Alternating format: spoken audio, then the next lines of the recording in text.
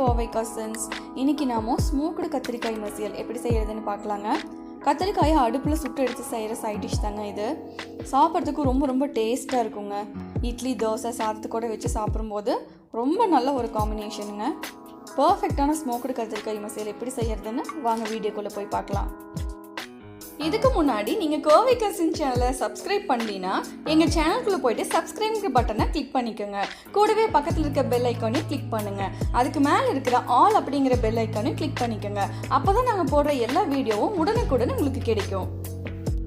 முதல்ல கத்திரிக்காய் வாங்கும் போது நல்ல பெரிய பெரிய கத்திரிக்காயாக இருக்க மாதிரி வாங்கிக்கோங்க. இது வீட்லேயே பறித்த கத்திரிக்காய்ங்கிறதுனால நான் இதை எடுத்து வச்சுருக்கேன்.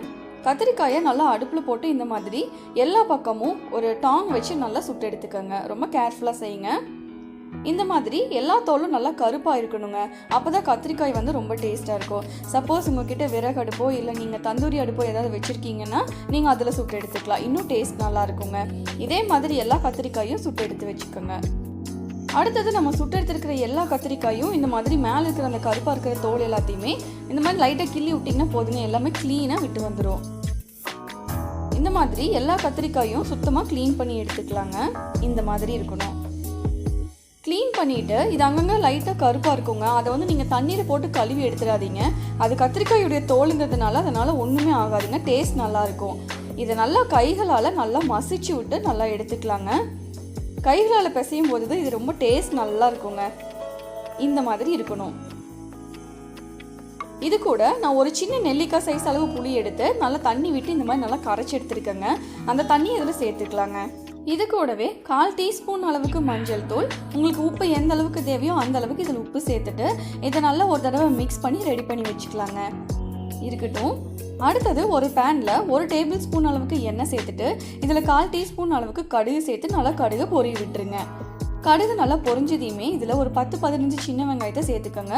சின்ன வெங்காயம் நிறையா போட்டிங்கன்னா இது டேஸ்ட் நல்லா இருக்குங்க. இது கூட கொஞ்சமாக கருவேப்பிலையில் 2 பச்சை மிளகாய் பொடியை கட் பண்ணி எடுத்துக்கோங்க. இது எல்லாத்தையுமே ஒன்றா இந்த பேனில் போட்டு நம்ம ஒன்றெல்லாம் வணக்கி எடுத்துக்கலாங்க.